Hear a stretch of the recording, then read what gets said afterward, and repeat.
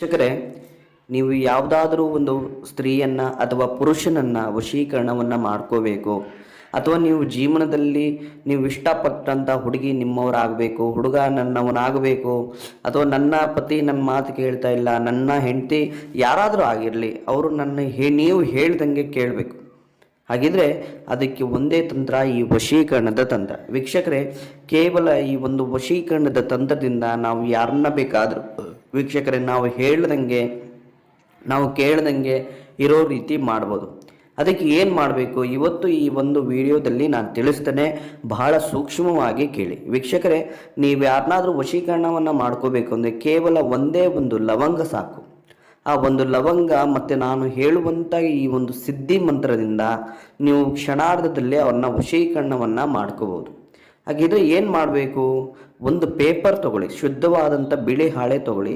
ಆ ಬಿಳಿ ಹಾಳೆ ಮೇಲೆ ನಾನು ಹೇಳುವಂಥ ಈ ಮಂತ್ರವನ್ನು ಬರೀರಿ. ಓಂ ವಶೀಕರಣಂ ಸ್ವಾಹ, ಓಂ ವಶೀಕರಣಂ ಸ್ವಾಹ. ಅದಾದ ನಂತರ ಅದರ ಕೆಳಭಾಗದಲ್ಲಿ ನೀವು ಯಾರನ್ನ ವಶೀಕರಣ ಮಾಡ್ಕೋಬೇಕು ಅವರ ಹೆಸರು ಮತ್ತು ನಿಮ್ಮ ಹೆಸರನ್ನು ಬರೆದು ವೀಕ್ಷಕರೇ ಆ ಒಂದು ಲವಂಗವನ್ನು ತಗೋಬೇಕು. ಅದಕ್ಕೆ ಲವಂಗಕ್ಕೆ ಹೂ ಇರಬೇಕು, ಸಂಪೂರ್ಣ ಹೂ ಇರುವಂಥ ಅದರ ತುದಿಯಲ್ಲಿ ಹೂ ಇರುವಂಥ ಲವಂಗವನ್ನು ತೆಗೆದು ಆ ಒಂದು ಪೇಪರಲ್ಲಿ ಅದನ್ನು ಸಂಪೂರ್ಣವಾಗಿ ಮಡಚಿ ನೀವು ಮಲಗುವಂಥ ದಿಂಬಿನ ಕೆಳಗಡೆ ಇಡಬೇಕು. ಅದಾದ ನಂತರ ಬೆಳಗಿನ ಜಾವ ಎದ್ದ ತಕ್ಷಣ ವೀಕ್ಷಕರೇ ಆ ಒಂದು ಲವಂಗವನ್ನು ಸಂಪೂರ್ಣವಾಗಿ ಪುಡಿ ಮಾಡಿ ನೀವು ಟೀಯಲ್ಲೋ ಅಥವಾ ಕಾಫಿಯಲ್ಲೋ ನೀರಲ್ಲೋ ನೀವು ಜ್ಯೂಸಲ್ಲೋ ಸಂಪೂರ್ಣವಾಗಿ ನೀವು ಸೇವನೆಯನ್ನು ಮಾಡಬೇಕು.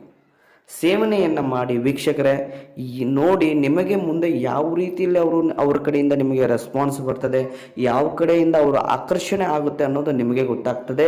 ಕ್ಷಣಾರ್ಧದಲ್ಲಿ ಅವರು ನಿಮಗೆ ವಶೀಕರಣ ಆಗ್ತಾರೆ.